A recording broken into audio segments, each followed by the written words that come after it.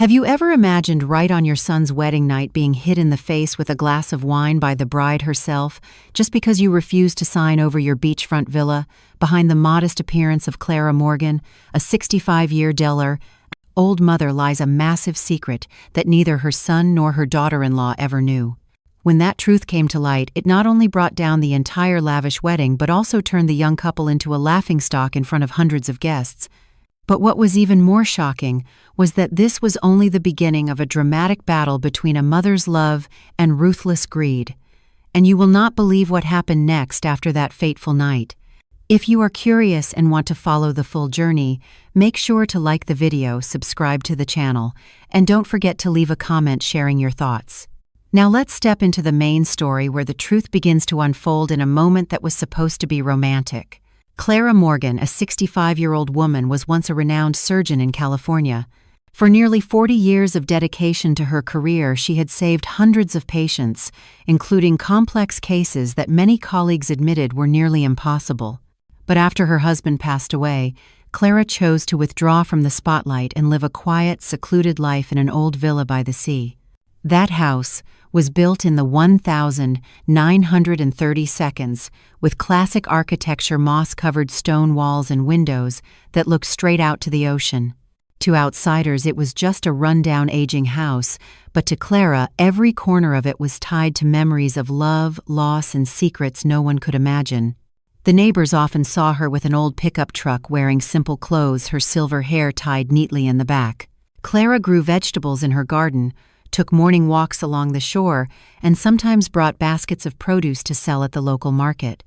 People looked at her and were convinced that after her husband's death, she had fallen into financial hardship, forced to live frugally day by day.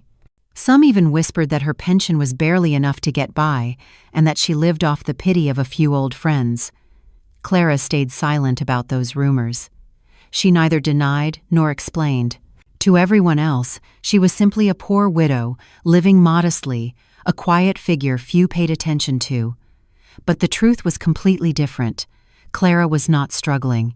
Throughout her medical career, alongside her work as a surgeon, she and her husband had secretly invested in real estate stocks and other profitable ventures. Their accumulated fortune was enough for an entire family to live comfortably for generations, yet Clara and her husband had long agreed to keep their wealth hidden. She had witnessed too many families fall apart over inheritance disputes, children turning against parents out of greed, and friends drifting away because of money. To protect her family and preserve true relationships, they decided to live modestly, letting everyone believe they were just an ordinary middle-class couple. Clara had one son, Daniel. As a boy, he was bright and eager to learn, and Clara placed great hopes in him. She once dreamed that one day Daniel would follow in her footsteps and become a skilled doctor, continuing the mission of saving lives. And indeed, Daniel entered medical school, making Clara so proud she cried when she saw him in a white coat. But after her husband's death, Clara began to notice changes in her son. Daniel grew more materialistic, easily drawn to glamour and quick success. Parties, risky investments, and growing debts soon consumed him. Clara tried many times to advise him, but Daniel always brushed her off, saying his mother did not understand the younger generation. Clara's life seemed destined to pass quietly until Daniel brought Sophie home. Sophie was young, beautiful once, a photo model now working as an image consultant for some brands. From the very first meeting, Clara sensed something unsettling in Sophie's eyes. A calculated ambition hidden behind a sweet smile. As Sophie walked into the old house, she could not hide the way she examined every wall, every object. Instead of praise, she let slip a remark light yet loaded with meaning.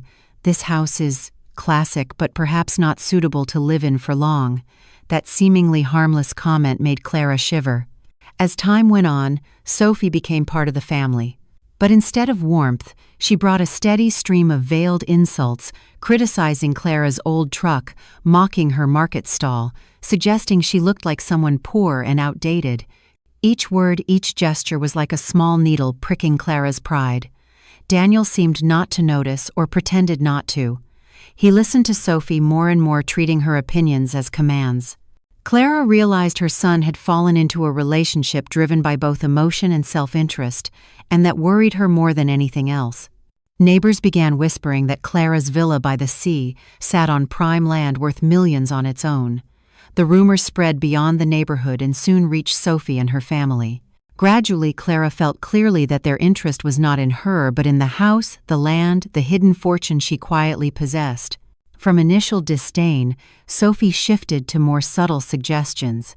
She urged Clara that at her age, living alone in such a big house was too dangerous and that she should consider moving into a care home. Her words were wrapped in concern but carried only one intention: to push Clara out of her own home. Clara remained silent, but deep down she knew this was only the beginning of a storm. Everything she had hidden for years, from her wealth to the truth about her son, was on the verge of being exposed. She knew Sophie was not the kind of woman who would back down once she had set her sights on something. And Daniel, the son who had once been her pride, was now slipping further down a path he no longer controlled. On the night before the wedding, Clara sat alone in the living room, the yellow lamplight falling over old family photos. In those frames were the faces of her late husband, of Daniel as a child, and of herself in her prime. Memories flooded back, mingling with anxiety for the next day. Clara asked herself, perhaps it was her years of silence and secrecy that had left her son so weak, so easily manipulated. And she wondered, on the wedding day tomorrow, what harsh truth would be revealed that might bring everything crashing down. The next morning, the sky over San Francisco was unusually clear, sunlight flooding the streets leading to the Creighton Endertew Bay. The hotel where Daniel and Sophie were holding their wedding was right in the center. Its glass windows gleaming fresh flowers lined the entrance, and hundreds of guests in elegant attire walked into the hall. For many it was a happy day, the bright beginning of a young couple. But for Clara it was a day filled with a vague unease, as if a storm was about to break. Clara entered the reception in a simple dark blue dress. Compared to other women in glamorous gowns, she looked out of place, even drawing a few pitying glances. Some whispered that she was too frugal or did not know how to dress for such an important occasion. Clara heard it all but only smiled faintly, keeping her composure. She had long grown used to such comments. The hall buzzed with excitement, music playing, laughter and conversation filling the air. Daniel, in a tailored suit, stood beside Sophie, radiant in her white gown. Many came to congratulate them, offering flowers and gifts, and the couple accepted each word of blessing with satisfied smiles. But when Sophie's eyes met Clara's, there was no warmth of a daughter-in-law. Instead, there was challenge, a reminder that the power in the room no longer belonged to Clara. After a while, the master of ceremonies invited close family members to speak. Clara's name was called. She rose and walked slowly to the stage. The hall fell silent, waiting. Many expected her to shed tears of joy and offer loving words to her son and new daughter-in-law. Clara took the microphone, intending to speak a few short lines, but before she could open her mouth, Sophie stepped forward with a forced smile. "Why don't you take this chance to hand over the keys to your beach house to us, Mother? That would be the most meaningful wedding gift." Her voice rang clearly in the quiet room. The audience gasped, murmurs spreading quickly. Clara froze for a moment. She had not thought Sophie would be so brazen as to openly mention the villa in front of hundreds of people. Clara answered calmly, "That house is where I live, where your father and I protected for years. It is not a wedding gift to give away in a single day." Her words shifted the mood of the room. Sophie's face darkened, then she suddenly laughed, a laugh tinged with scorn. In full view of the guests, she lifted a glass of red wine from the table and hurled it straight at Clara's face. The hall fell deathly silent. The music stopped. The red wine dripped down Clara's face and soaked her simple dress, looking like streaks of blood. Clara did not speak, only stood there, her eyes trembling for a moment. The pain was not from the chill of the wine, but from the heavy blow of such public humiliation. "You selfish old woman," Sophie shouted, her voice breaking. "Someone like you does not need a big house. It should belong to the young, to those with a future. You are old, it is time you learned to step aside." The guests looked at each other, some covering their mouths, some lowering their eyes to avoid Clara's gaze. No one spoke, not even Daniel, her son. He stood silent beside his wife, eyes fixed on the floor. He did not protest, did not defend his mother, did not utter a single word. Clara felt her heart tighten. In that moment, Clara bent to pick up a napkin from the table and wiped her face, her hands trembling slightly. But when she lifted her head, her eyes no longer shook. Instead, they held an unusual resolve, as if all the patience she had carried for years had vanished. She walked off the stage in silence, leaving behind the whispers of the guests and Sophie's triumphant expression. Passing Daniel, Clara glanced into his eyes. That look carried deep disappointment, like an unspoken verdict. Daniel remained still unable to meet her gaze. Clara stepped out of the hall, gripping the phone in her pocket. She knew the time had come. Every word Sophie had thrown, every drop of red wine splashed across her face was the final signal. Clara dialed a number she had known by heart for years. Her voice trembled slightly, but was firm. "Victor, it is me. Come to the hotel immediately. Bring all the documents. The time has come." On the other end, a steady male voice replied, "Are you sure, Clara? Once this begins, there will be no turning back." Clara closed her eyes for a moment, took a deep breath, then answered, "I have never been more certain." She hung up and stood still in the hallway, listening to the music and laughter that still drifted from the hall. But for Clara, the celebration was already over. What remained was betrayal and a battle about to erupt. Clara stood still in the hotel hallway, golden light reflecting off the polished tile floor. The music and laughter from the ballroom echoed like another world, distant and mocking. She gently touched her face, still wet with wine, the burning sensation not yet gone. But compared to the pain in her heart, it was only a small wound. She knew Sophie's splash of red wine was not a moment of impulse. It was the peak of a long-prepared plan, and Clara was the target. After a few minutes of calm, Clara stepped out into the garden of the hotel, where rows of green trees swayed in the sea breeze. She waited for Victor, her mind replaying the times Sophie had planted sharp knives with her words. The times Sophie mocked her cheap clothes and her old car. The times Sophie pretended to care, urging her to sell the house and move into a nursing home. Each time Clara stayed silent, thinking it was only the immaturity of a young woman. But tonight she understood. Behind those words there had never been affection, only cold calculation. Clara remembered one evening months ago. At a family dinner, Sophie had said openly in front of Daniel's mother, "Don't you think living alone in that big beach house is too wasteful? If you really love us, you should give it to us so we can start a new life." Daniel sat quietly, only nodding slightly, not objecting. At that moment, Clara felt a crack in her heart. But she still hoped it was just a passing thought. It did not stop there. Many times Sophie brought her parents to visit Clara. They sat in the living room speaking words that sounded caring. "At your age, living alone is dangerous. What if something happens and no one knows? We think the best thing is for you to move somewhere with full medical care." Clara listened, nodded politely, but her eyes observed every glance, every smile. She saw clearly they did not look at her as a person, but as property waiting to be claimed. Daniel, her only son, grew more distant. He avoided her gaze, his words echoing Sophie's tone. Once Daniel said, "Mother, I think Sophie is right. You need a safer place. I don't want to hear one day that you fell and no one found out." Clara stayed silent, staring at her son as if she were looking at a stranger. She had once saved countless lives, pulling patients back from death. And yet now she was powerless before her own son. The disguised advice soon turned into something darker. One evening, Clara overheard Sophie on the phone in the kitchen. "Mom, she is so naive. The villa is in a golden location. If I can get her to move out, we can stay there until we buy our own place. She will even thank us for helping her." Those words cut straight into Clara's heart. From that moment, she knew Sophie had no intention of stopping. The pressure on Clara grew day by day. Sophie began leaving brochures for retirement homes, neatly arranged on the coffee table like a silent reminder.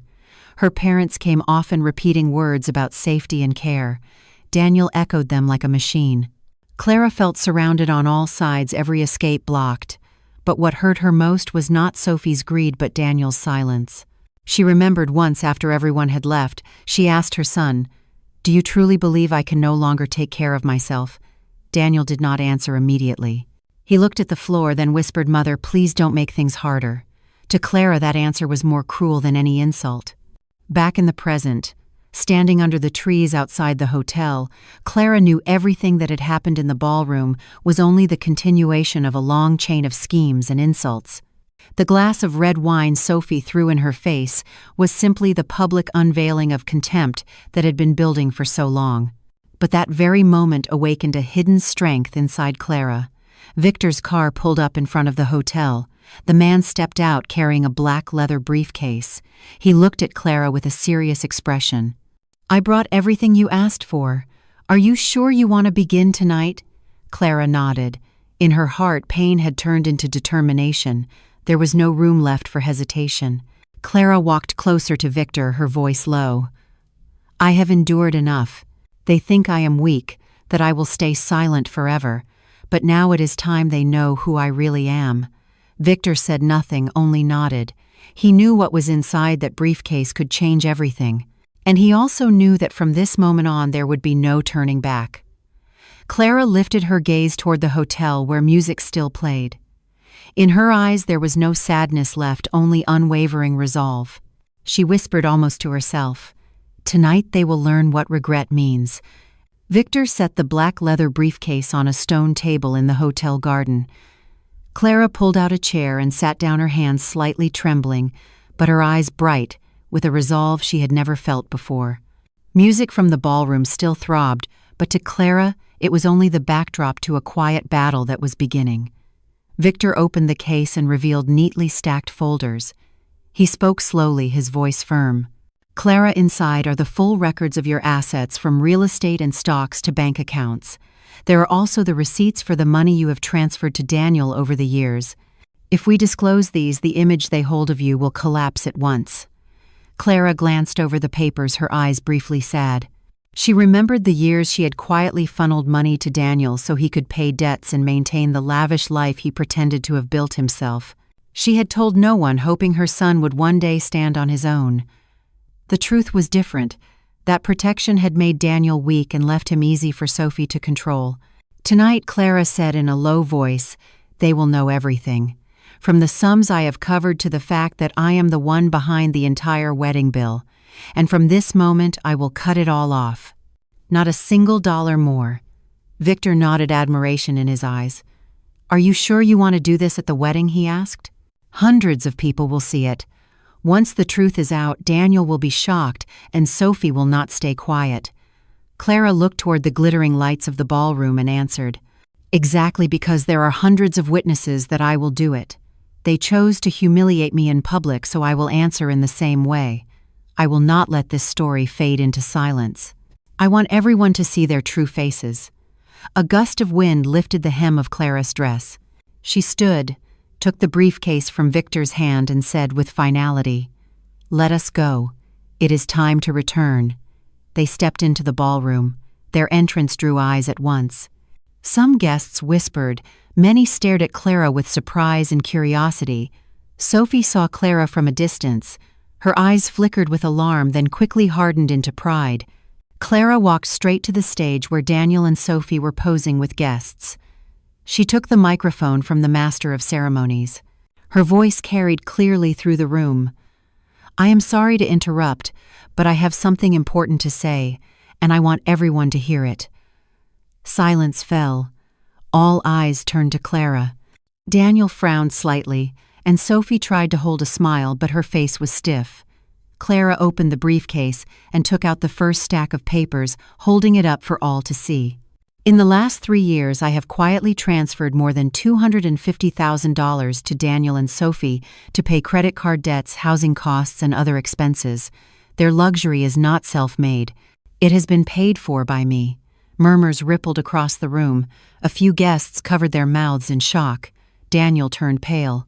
Sophie stepped forward and said in a breaking voice that Clara was lying and that no one would believe a woman in cheap clothes and an old car had that kind of money. Clara looked straight at Sophie, calm.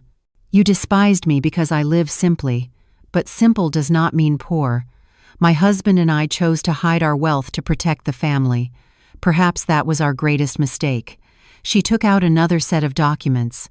"Every expense for this lavish wedding, from the hall and flowers to the band, has been paid by me, and from this very moment, I withdraw all support. You will face this bill on your own." The murmurs swelled into noise. Some guests lifted their phones to record. Sophie's face went white. Daniel could not meet his mother's eyes. He stammered, "Mother, why are you doing this in front of everyone?" Clara replied in an icy voice, "Because you stayed silent when your wife humiliated me before hundreds of people. You did not defend me. In that moment you chose your side." The air grew heavy. Sophie turned to Daniel and whispered loudly enough for many to hear, "Do something. If you do not, we will lose everything." Daniel stood frozen, his eyes full of panic. Clara signaled to Victor. He stepped up and spoke clearly.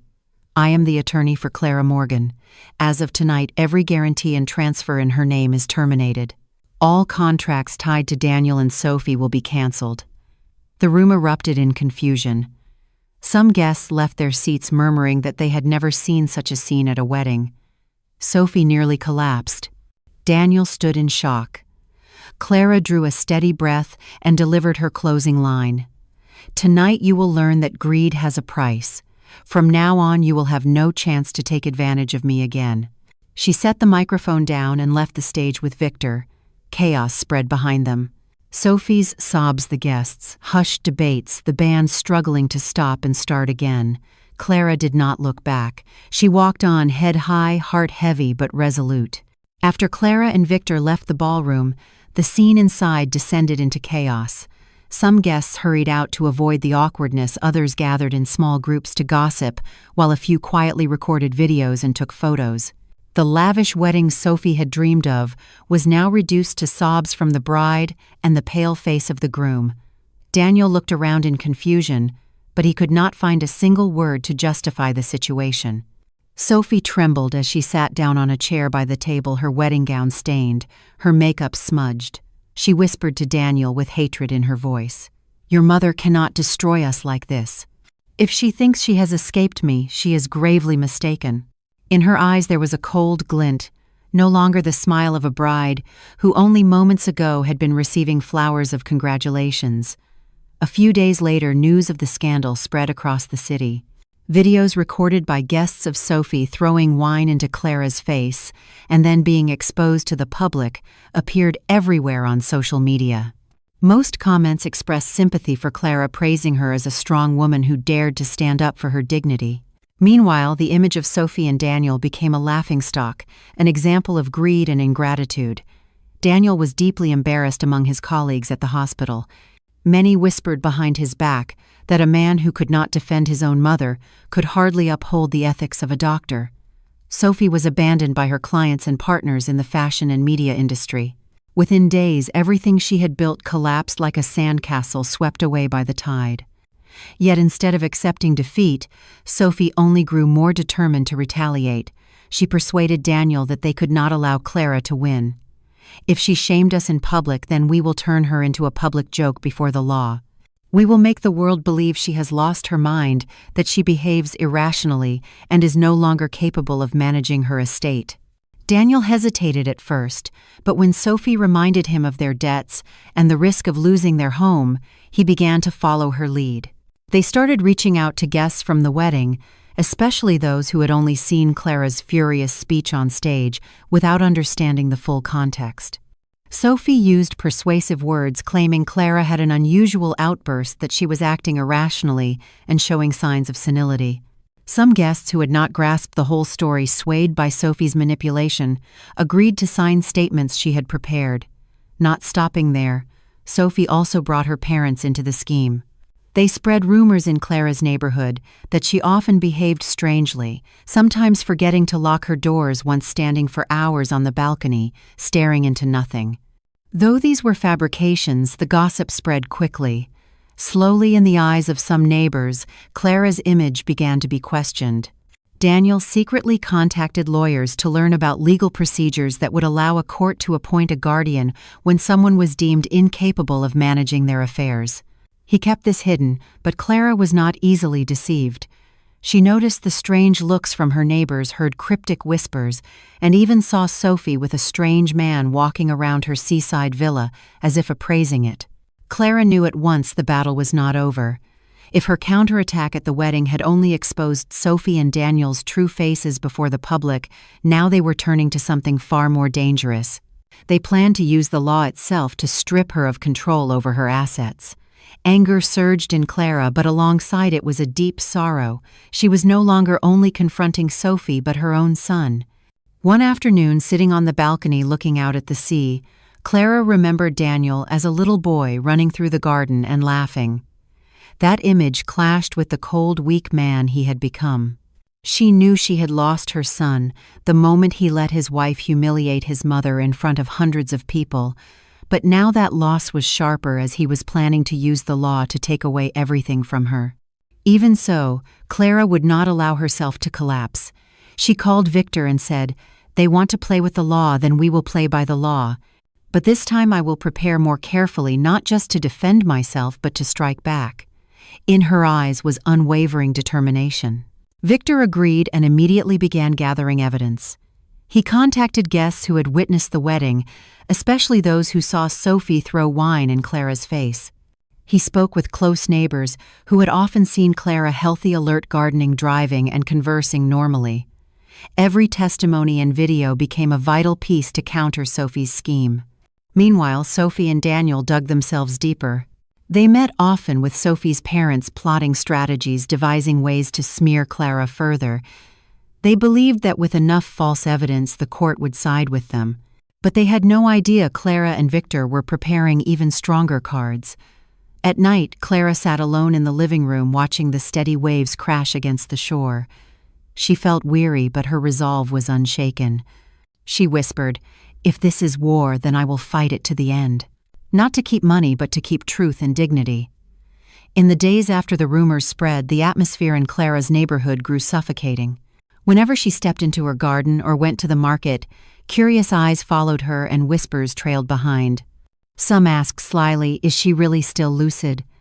Others shook their heads with pity as if they had witnessed the downfall of a once strong woman. Clara heard it all, felt it all, but she refused to let the humiliation bring her down. She knew this battle was not only in the courtroom, it was also burning in public opinion. Meanwhile, Sophie and Daniel officially filed a petition in court requesting a guardianship hearing. They claimed that Clara showed signs of memory disorder and erratic behavior and was no longer capable of managing her own assets. They submitted statements from wedding guests who had signed their papers along with witnesses who were acquaintances of Sophie's family. On paper, it all seemed solid and convincing. But Clara and Victor had prepared thoroughly. As soon as they received the court notice, Victor filed a rebuttal with a stack of evidence. Included was a video recorded by another guest that captured the entire wedding incident, from Sophie throwing wine in Clara's face to Clara presenting documents to the crowd. The video clearly showed Clara speaking coherently, rationally, and in full control, completely contradicting claims of loss of control. Victor also gathered statements from close neighbors who testified that Clara was healthy, drove herself to the market, tended her garden, and held normal conversations. Most importantly, a psychologist who had seen Clara regularly provided a written conclusion that she was entirely lucid with no signs of memory loss or incapacity. The hearing took place on a rainy day. On one side stood Sophie and Daniel with their attorney, on the other, Clara with Victor. The courtroom was packed, as news of the case had already been spread by the press and social media. Dozens of reporters crowded the hallway, cameras flashing. Ordinary citizens also came, eager to witness such an extraordinary family confrontation. When Sophie spoke, she wept and her voice trembled. "We love our mother, but she is no longer lucid. We only want to ensure she receives proper care. The beach villa is too dangerous for an elderly woman to live in alone." Her words made some in the courtroom nod sympathetically, but Clara's eyes remained cold. She knew those words were only a mask for greed. When it was Victor's turn, he presented everything with clarity. He projected the video onto a large screen showing Sophie throwing wine at Clara. Murmurs filled the room and many looked outraged. He then introduced statements from neighbors and the psychologist. Each document struck directly at the claims Sophie and Daniel had made. When Clara was asked to speak, she rose calmly. Her voice rang clear. "I do not need anyone to care for me, at least not now. I can still take care of myself. I still know exactly what is happening around me. But what hurts me most is not that they want to take my assets, it is that my son, the boy I raised with all my love, stayed silent and let his wife humiliate and slander his own mother. The courtroom fell silent. Daniel lowered his head, avoiding her eyes. Sophie tried to interrupt, but the judge raised a hand to silence her. The tension was so heavy that even the sound of rain against the windows was sharp. When the session recessed, public opinion exploded. Reporters rushed out to deliver breaking news while social media was flooded with clips from the courtroom. Support for Clara surged. Many wrote, "She is still perfectly lucid. This is clearly a scheme to steal her assets. A mother like that deserves protection." Public opinion leaned heavily in her favor. That afternoon, the judge dismissed Sophie and Daniel's request for guardianship and warned them for abusing the law for personal gain. Applause filled the courtroom, leaving Sophie and Daniel stunned. Their faces turned pale while Clara lowered her head, her eyes moist but composed. Yet Clara knew victory in court was only the first step. She was certain Sophie would not stop. That very evening, when the news aired on television, an anonymous comment appeared online, revealing supposed secrets about Clara. Though the truth was unclear, the sharp tone and hints caused another wave of speculation. Clara sat before the screen, her eyes fixed on the flashing words. She knew a new assault was about to begin. News of Clara's victory in court quickly spread everywhere. Images of her standing calmly in the courtroom facing slander from her own son and daughter-in-law were shared thousands of times on social media. Public opinion largely sided with her, seeing her as a symbol of resilience and justice. Yet just as the wave of support rose, another undercurrent suddenly emerged, planting new doubts in people's minds. On a major social forum, an anonymous account posted a long article claiming Clara was not as clean as everyone thought. The post included shocking details that Clara once had a secret offshore bank account, that she had used her medical knowledge for personal gain in the past, and even mentioned a medical accident many years ago in which she was allegedly involved. Public opinion immediately split. Some believed it was pure fabrication meant to destroy Clara's reputation. Others began to ask questions.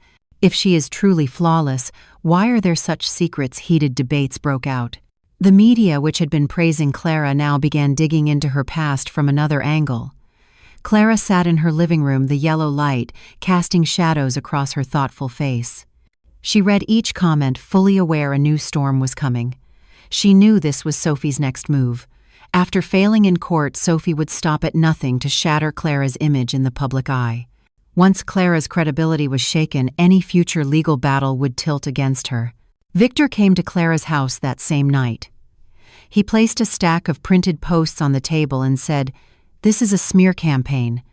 They know they cannot win with evidence, so they are turning to slander. We must confront it with the truth." Clara nodded, her eyes resolute. "I am not afraid of the truth, but I will not allow them to twist it." She told Victor about the medical accident years ago. It had been a difficult surgery, and the patient had not survived. The family blamed her, but the medical board later concluded Clara had made no professional mistake. Still, the pain had never left her heart. Clara knew Sophie had exploited that wound and turned it into a weapon. Sophie did not stop there. She hired a group of people to pose as former witnesses ready to appear in the media with distorted stories about Clara. One of them was a nurse who had once worked at the hospital and was promised a large sum of money to claim Clara had covered up mistakes in the past. Faced with this, Victor proposed a strategy. "We must be transparent. The only way to break this scheme is to put the truth into the open, every detail. You must agree to face the press and not avoid their questions." Clara thought for a while, then nodded. She knew if she stayed silent, public opinion would harden against her. Only by confronting it directly could she keep the people's trust. The next day, Clara agreed to appear on a live television interview. The host asked her directly about the spreading rumors. Clara did not dodge. She told the story of the medical accident in detail, from the patient's admission to the medical board's conclusion. Her voice was slow but steady. "I have never been perfect. I have made mistakes in life, but I have never lied, never profited from my profession. I only did what a doctor must do, save lives to the best of my ability." Her honesty moved many viewers. Social media quickly filled with supportive comments. She is brave to face her past. A real human being, not perfect but true. Yet some still doubted, insisting Clara had not revealed everything. Sophie sat in her rented apartment, throwing the remote onto the table in anger. She has turned weakness into a weapon. People pity her even more now. Daniel sat quietly beside her, exhausted. He was beginning to see how every retaliation plan was turning them into public villains, while Clara only gained sympathy. But Sophie had no intention of stopping.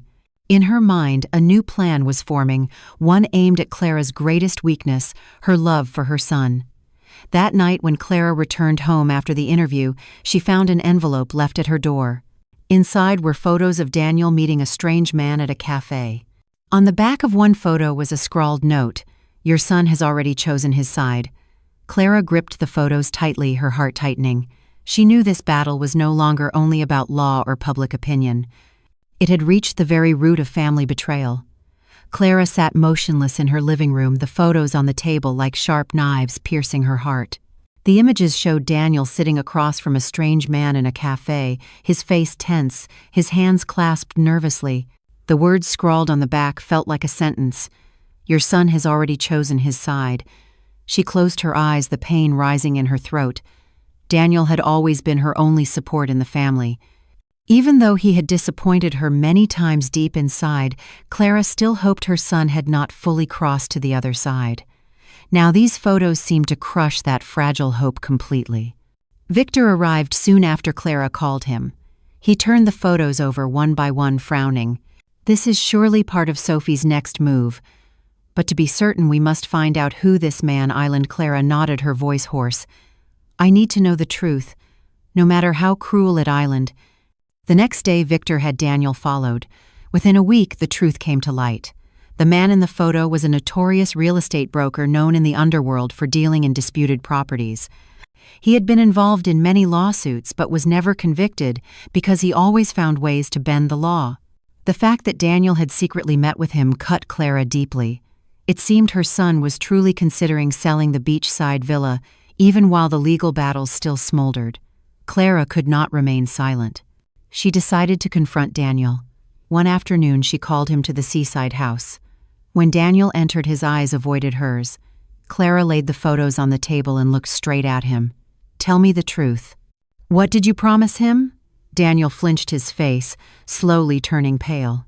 He sat down silent for a long while, then finally sighed. "Mother, I did not mean to betray you, but Sophie forced me. She said if I did not find a way to mortgage or sell the house, we would be crushed by debt. I did not know what else to do." Clara was stunned. She had prepared herself for a harsher confession, but hearing the words directly from her son still stabbed her heart.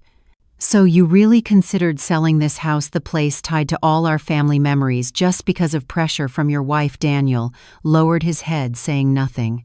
In that moment, Clara felt both anger and sorrow. She saw the weakness in her son's eyes, a weakness rooted long ago. Perhaps her overprotection had shaped Daniel into the man he had become. Yet no matter how much she loved him, she could not let that weakness drag her down. Clara chose not to scold him further. Her voice turned cold. "Remember this. If you continue down this path, you will lose me forever. Not only my property, but my love as your mother." Daniel lifted his eyes, faintly moist, but gave no argument. He turned and left, leaving the room in silence. Clara remained seated, watching the door close, her heart torn between pain and determination. Later, Victor offered another path. "We cannot only defend. It is time to bring Sophie's secrets into the open. What she hides is far more dangerous than what she has invented about you." Clara looked at him, her eyes weary but resolute.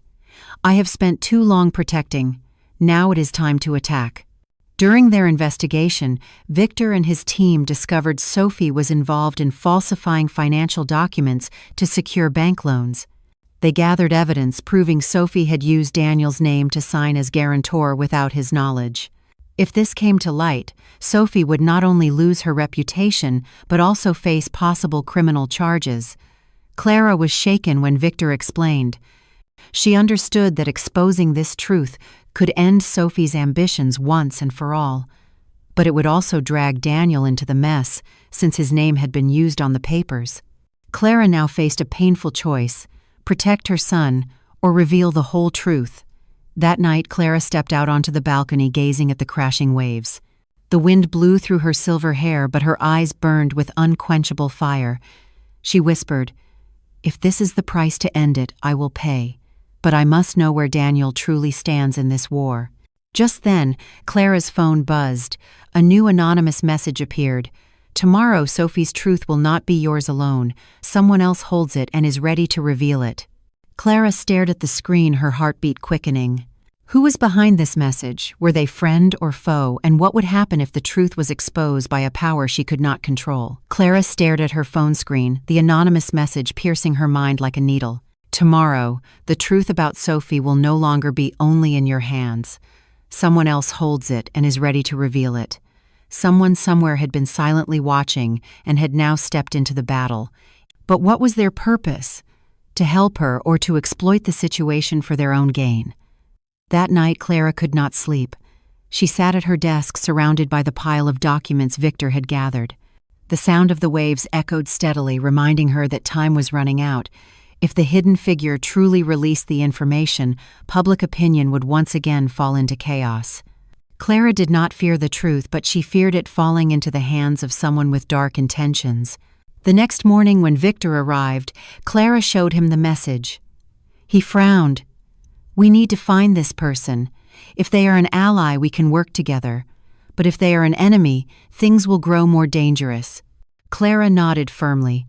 "I want to know the truth, even about the one hiding in the shadows." Victor immediately set out to trace the message. Using his contacts in cybersecurity, he discovered it came from a masked address, but originated within the city.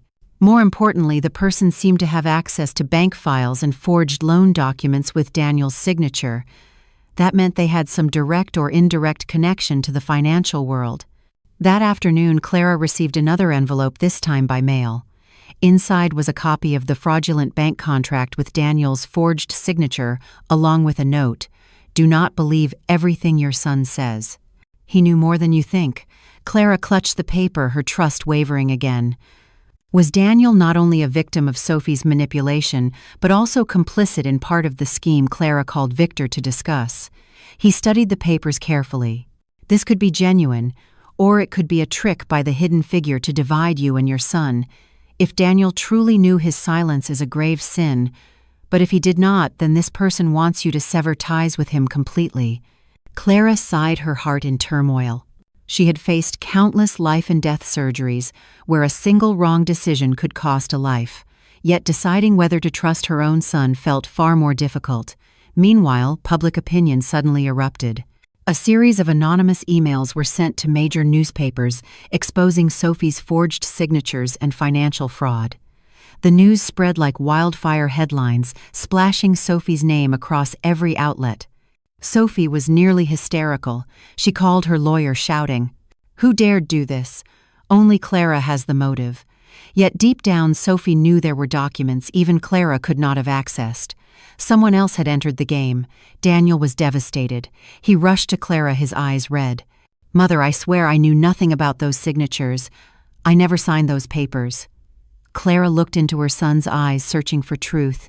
She saw panic there, but not outright lies. She said softly, "You must prove that, not only to me, but to yourself." As tensions rose, Victor brought news. "I have identified the person behind this. He is a former bank employee who once worked in the loan approval department. Sophie and a group of financiers wrongfully fired him, so he kept copies of the documents as protection. Now he wants revenge." Clara was thoughtful. This shadow figure was not entirely an enemy, but not exactly a friend either. Their goal was to destroy Sophie, but their motives were personal, not for justice. Clara knew if she let them release everything on their own, public opinion would again spiral into chaos, and Daniel would be dragged further into the mess. She decided she had to meet him directly.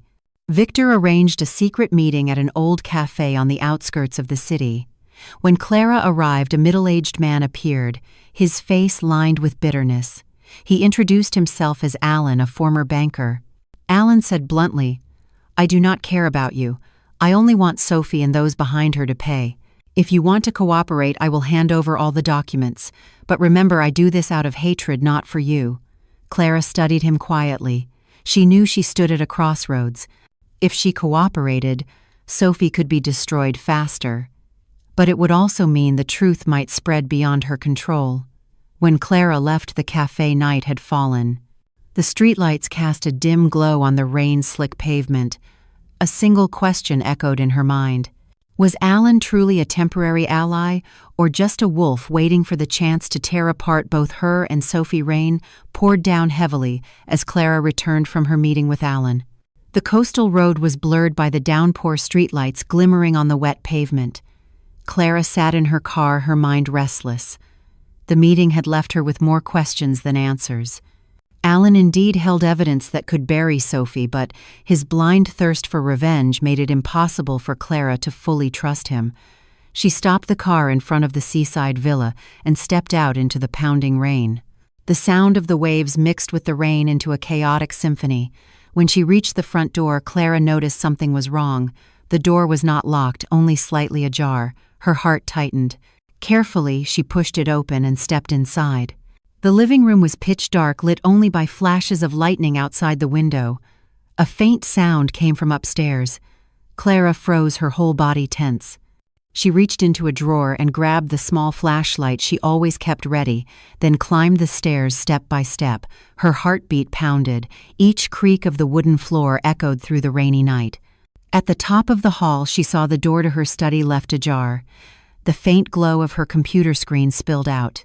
Clara stepped inside, her breath quickening.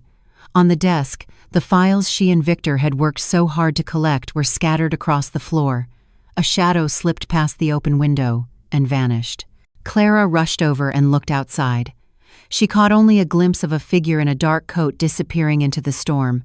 Panting, she checked the desk. One crucial folder was gone. The documents related to the forged bank loan with Daniel's signature had been stolen. Just then, her phone rang. The caller ID was hidden. Clara answered, her voice trembling but firm. "Who is this?" A low, raspy voice spoke. "You are not the only one who holds the truth. If you refuse to cooperate, we will release it our way. And when we do, Daniel will be the first to pay the price." The line went dead. Clara stood still, gripping the phone tightly. She knew this was not Alan. This was another force, an invisible hand reaching into the war. More dangerous than Sophie, because this player had not revealed their face, but already held a vital piece of the puzzle. The next morning, Victor inspected the scene. He pointed out marks on the window, proof of a break-in. "Clara," he said, "this game now has another player. And he is cleverer than we thought. He wants to use Daniel as leverage to force your hand." Clara was silent for a long moment before replying. "I will not let anyone, not Sophie or a shadow in the dark, manipulate me through a mother's love. If Daniel is guilty, he must face it himself, but I will not let him be a victim of this filthy game either." Meanwhile, Sophie's world was unraveling. The financial fraud reports had cost her nearly all her support from business partners. When she learned that the stolen documents had been leaked by an unknown source, she lost control, smashing things in her home and screaming at Daniel. "You are useless. You cannot even protect your mother, and now I am about to lose everything too." Daniel stayed silent, his eyes hollow, his strength drained away. In the public eye, storms raged again. Headlines suggested that the forged documents could lead to criminal charges. If that happened, Daniel would be dragged into the legal fire despite never signing anything. Clara understood. This was exactly what the shadow figure wanted, to make Daniel her weakest point and force her to bow. That night, Clara sat alone at her desk, her computer glowing with endless reports about Sophie and Daniel. She knew she had to move first. If not, the hidden power would control the narrative. In her mind, a bold plan formed. Instead of waiting, she would reveal everything herself on the most public stage possible before the entire nation. She called Victor, her voice unwavering. "We must hold a press conference.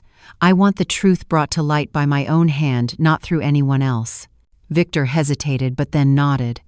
"If you step onto that stage, there will be no turning back." Clara gave a faint, bitter smile. "There has been no turning back for me for a long time." Outside, the rain kept pouring. Clara stared out the window, her eyes burning with iron resolve. She knew that tonight's break-in was only the beginning of a new chapter, one in which the shadow player would be forced into the open. News that Clara was preparing to hold a press conference quickly spread throughout the city. Newspapers, television, and social media all reported it, even embellishing details to attract attention. Some headlines screamed, "The mother betrayed by her son and daughter-in-law will expose the truth." The event immediately drew public attention. In her seaside villa, Clara sat before the mirror, her hand trembling slightly as she brushed back her silver hair. Her face bore deep lines of age, but her eyes still burned with fire. She knew that one wrong step could turn everything against her, but if she stayed silent, she would lose everything. Victor entered carrying a prepared draft of her speech. He handed it to Clara. "These are the main points you can rely on. But I believe your greatest strength does not lie in documents, but in your own honesty." Clara nodded, her lips pressed tight. "I have nothing left to hide. If they want the truth, I will give them all of it." The press conference was held in a large hall in the city center. From early morning, hundreds of reporters and citizens gathered. Cameras, microphones, flashes filled the space. Outside, banners supporting Clara were raised high, though mixed with them were voices of doubt and opposition. The atmosphere felt as tense as a public trial. When Clara entered the hall, fell silent for a moment. The woman wore a simple but elegant dark suit, walking slowly but steadily. The lights shone down, highlighting her figure with authority. Victor followed close behind his eyes, scanning the crowd protectively. Clara stood at the podium, her hands gripping the microphone. Camera shutters clicked non-stop. She began with a calm, steady voice.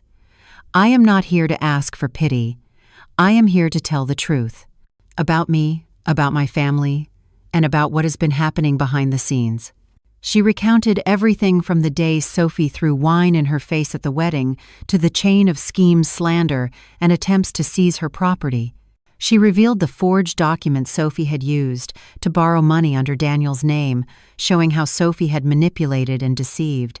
She did not shy away from her own past, including the medical accident years ago, emphasizing that she had faced it with dignity and transparency.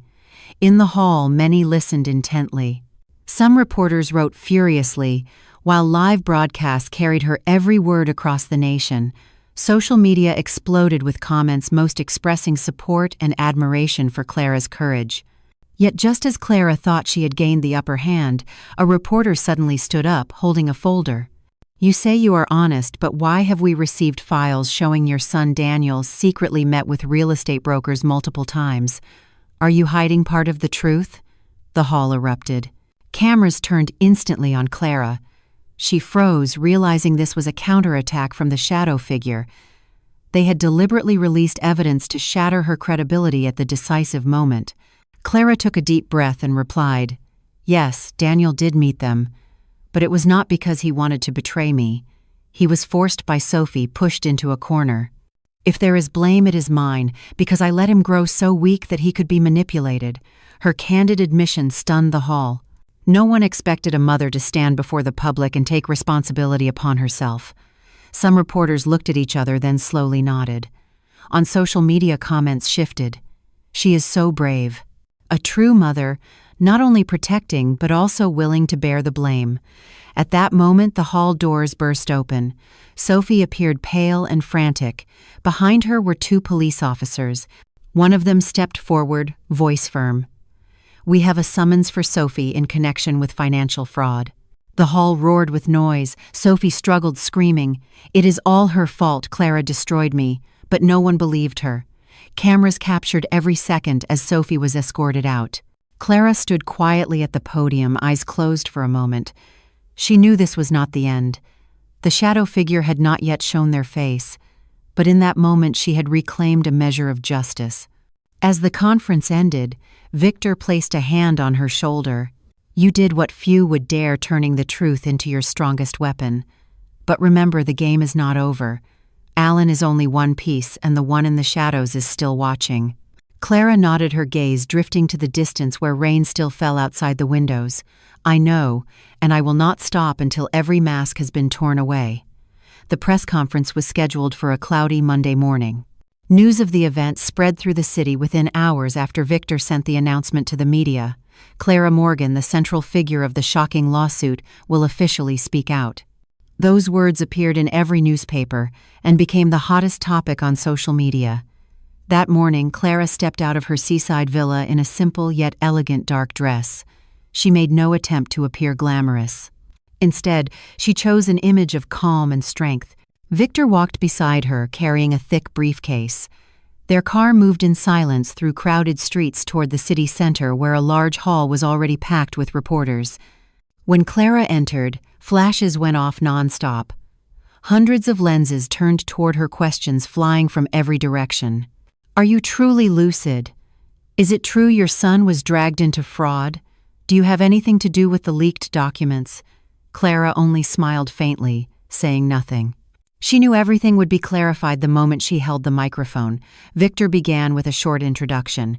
We are not here today to make excuses but to present the truth. He placed the briefcase on the podium and pulled out files stamped with official seals from banks, medical boards, and witnesses. All of them proved one thing. Clara was perfectly competent, and Sophie was the one behind the fraud. After Victor, Clara stepped forward. The spotlight shone directly on her face, but she did not waver. Her voice rang out clearly. I am not perfect. I have made mistakes in my profession and in my life. But I have never lied, never betrayed my family or society.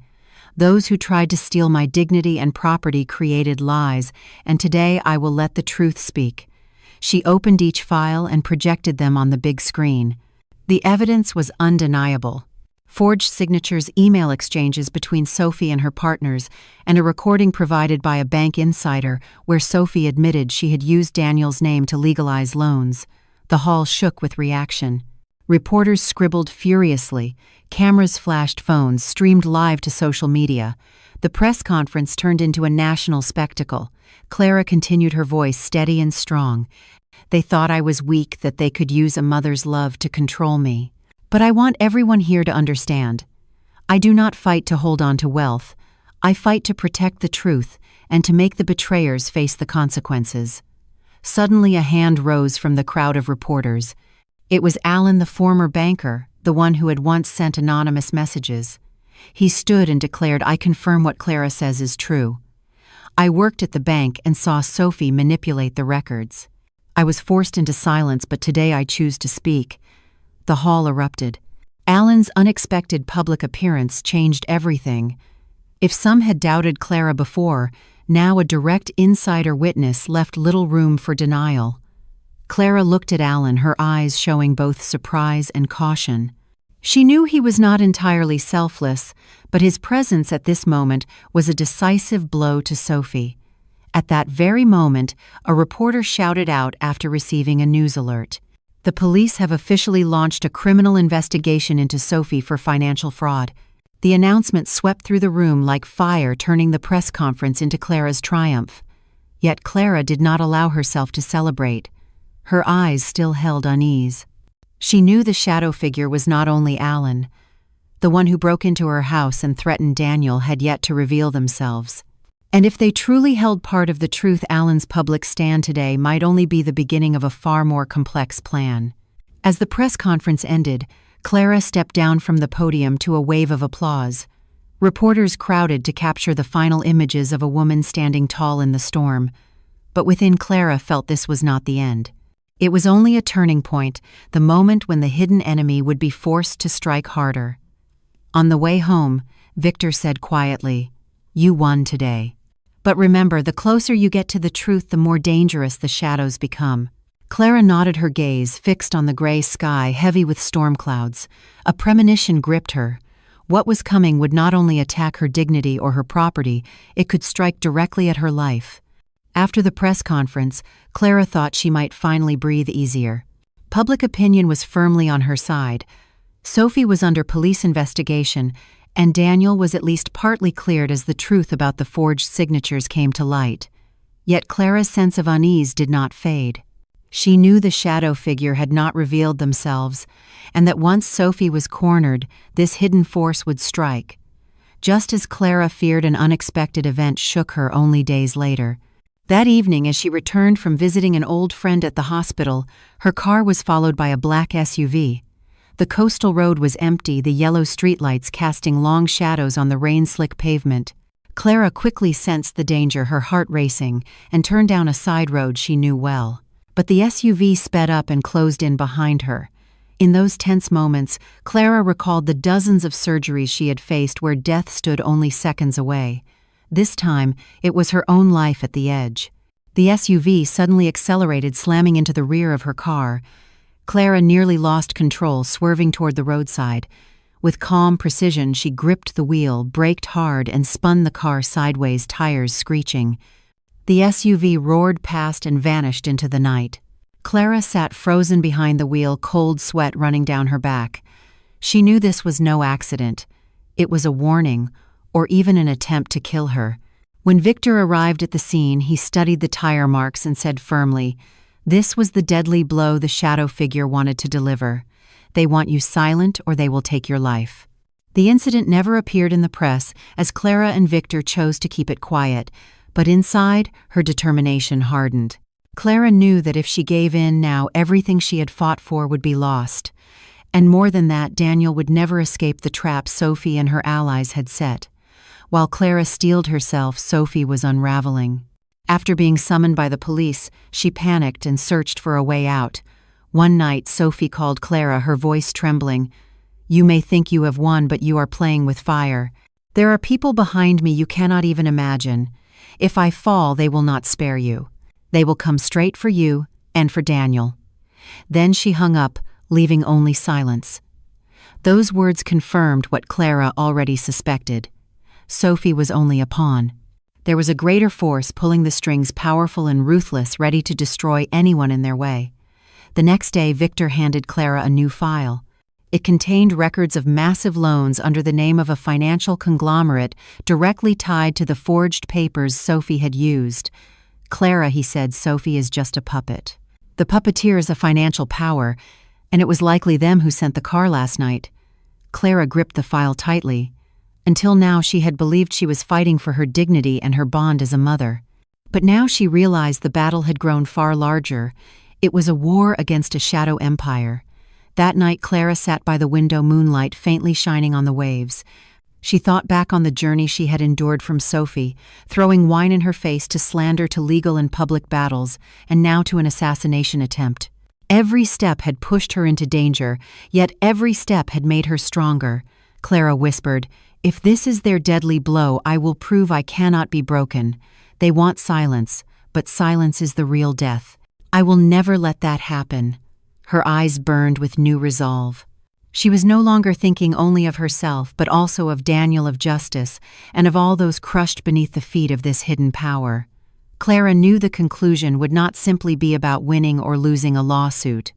It would be the final battle, where every secret would be laid bare. After the fateful rainy night, Clara knew that the time had come for all the truth to be revealed once and for all.